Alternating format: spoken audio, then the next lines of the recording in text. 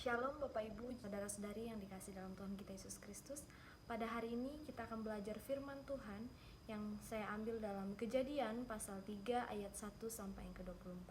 Sekian jauh pembacaan kita pada hari ini. Judul firman Tuhan yang akan kita dengarkan bersama pada hari ini yaitu Kejatuhan Manusia dan Janji Pemulihan. Kejadian 3 ini adalah titik penting dalam kisah penciptaan dan seluruh Alkitab. Di sini kita menyaksikan bahwa manusia pertama kali jatuh ke dalam dosa yang menyebabkan rusaknya hubungan antara manusia dengan Allah.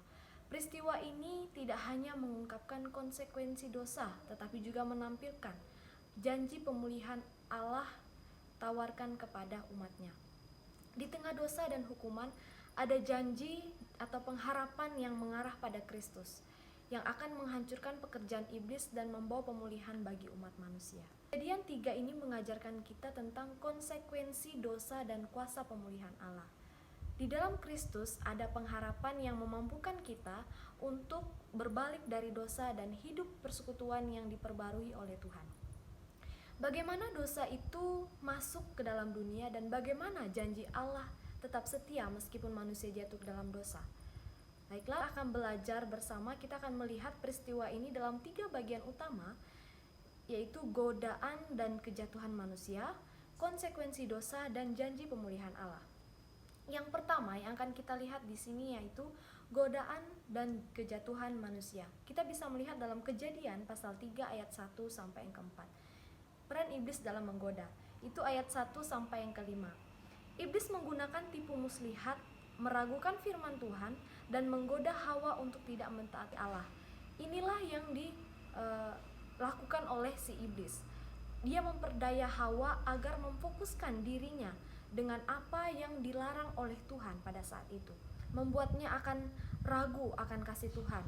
Ini adalah pola dosa yang sering terjadi, yaitu memperdaya, membangkitkan rasa penasaran, dan merusak kepercayaan pada firman Allah.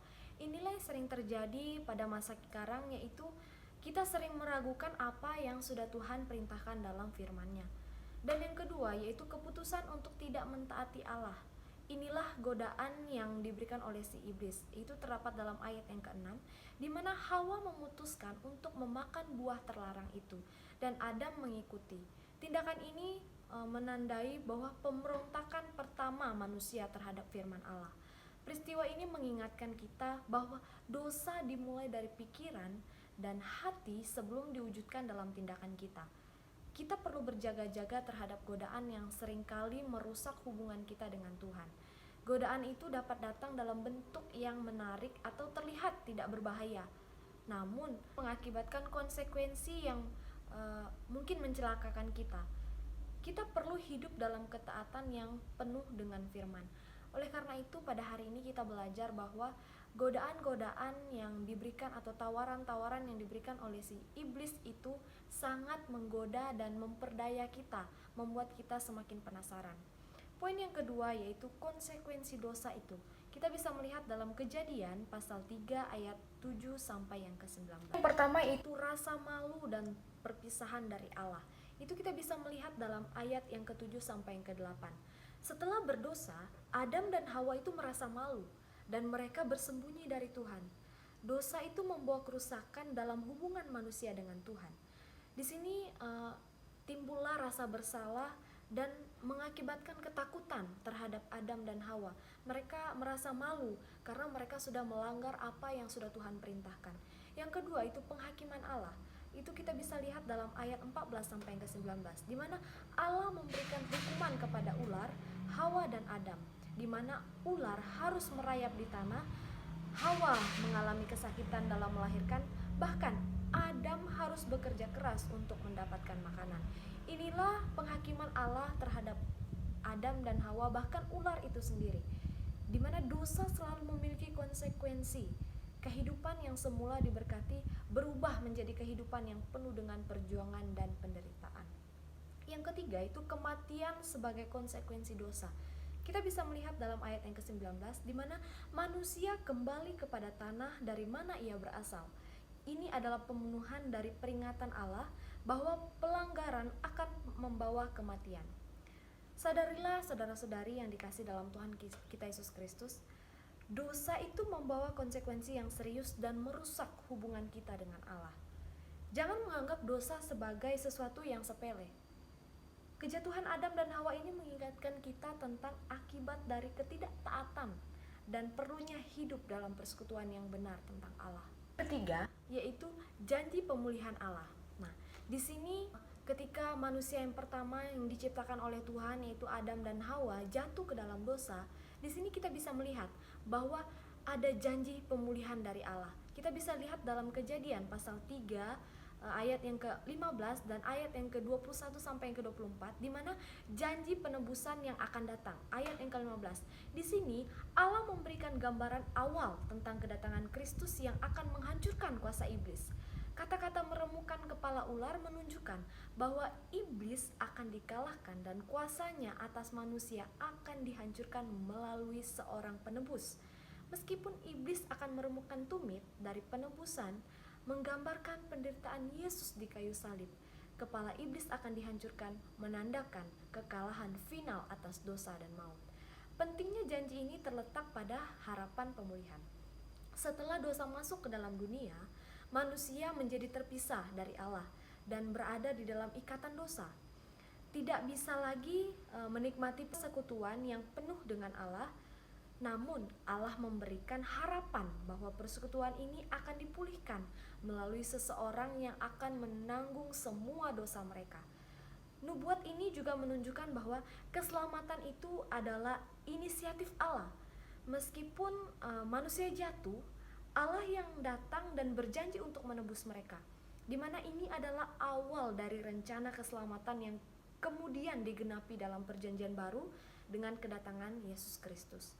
Bagi orang percaya, janji ini mengajarkan bahwa Allah itu setia untuk memenuhi janjinya, dan bahwa di tengah hukuman dan konsekuensi dosa sekalipun, Allah tetap menunjukkan kasih-Nya.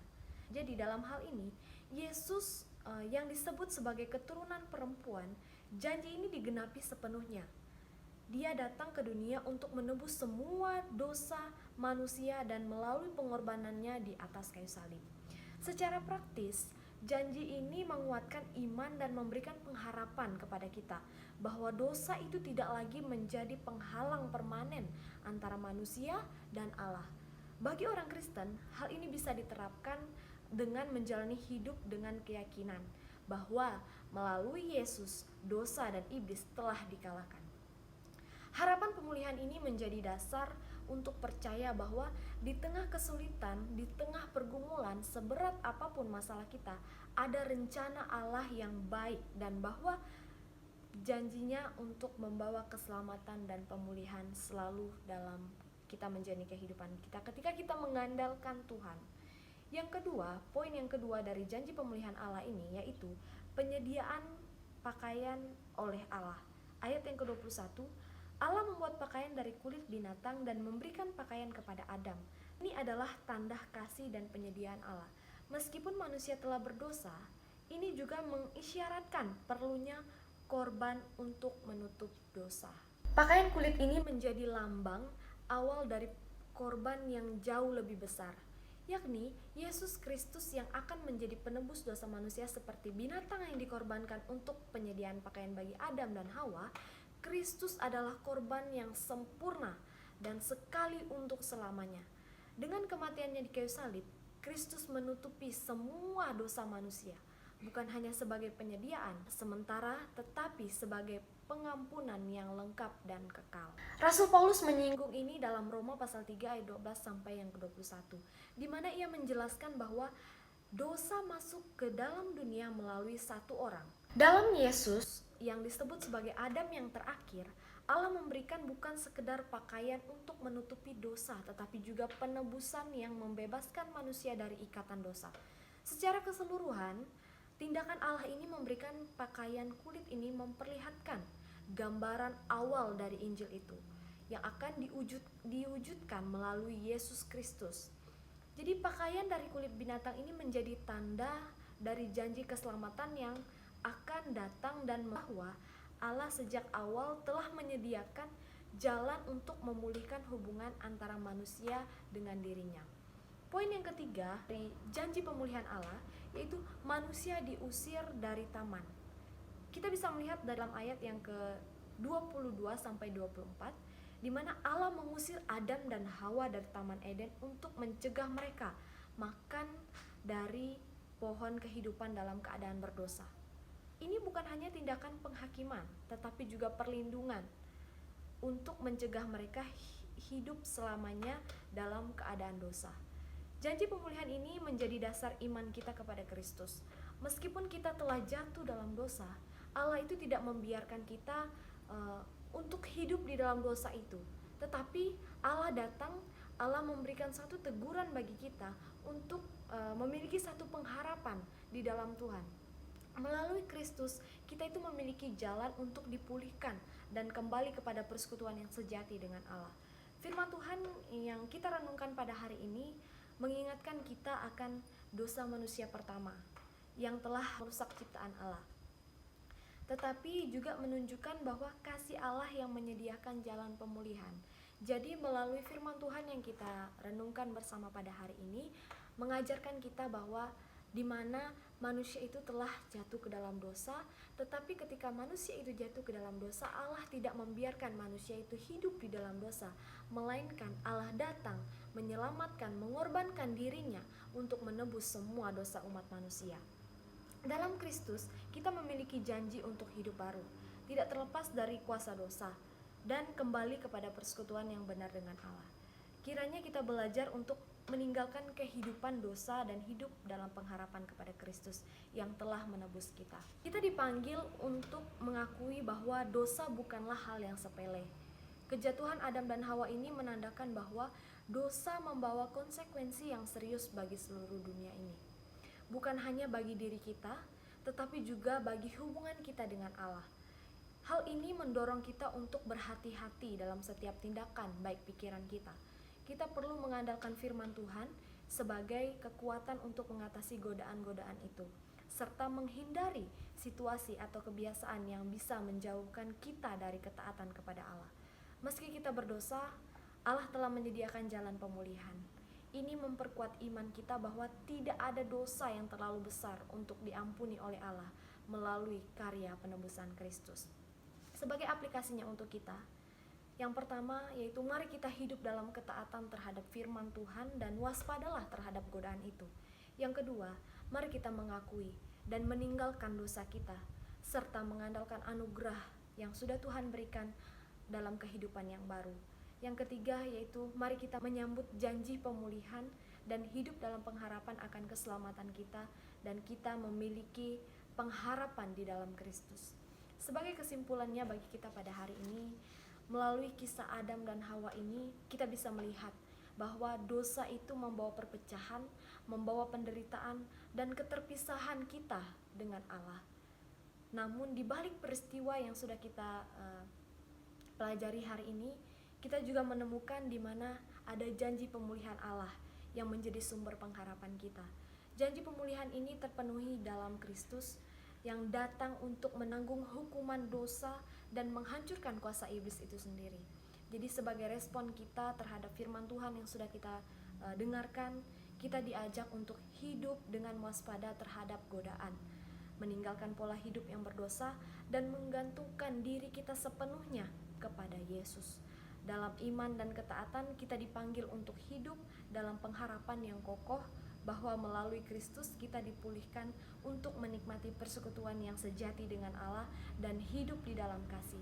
Kiranya kita menjadi saksi dari pemulihan ini, bahwa manusia sudah jatuh ke dalam dosa, tetapi melalui peristiwa itu Allah datang untuk menggenapi setiap janji-janji. Kiranya melalui peristiwa Adam dan Hawa ini kita semua dapat belajar bahwa kita harus berhati-hati dalam kita menjalani kehidupan kita. Kita harus waspada terhadap godaan apapun itu yang membuat kita jatuh, yang membuat kita berdosa di hadapan Tuhan. Tetapi ingatlah saudara-saudari, ketika kita jatuh ke dalam dosa, ingat bahwa Yesus telah mengorbankan dirinya di atas kayu salib untuk menebus setiap dosa-dosa kita. Oleh karena itu, mari kita terus mengandalkan Tuhan. Apapun yang terjadi dalam kehidupan kita, mari kita terus berserah dan memiliki pengharapan yang kokoh di dalam Tuhan.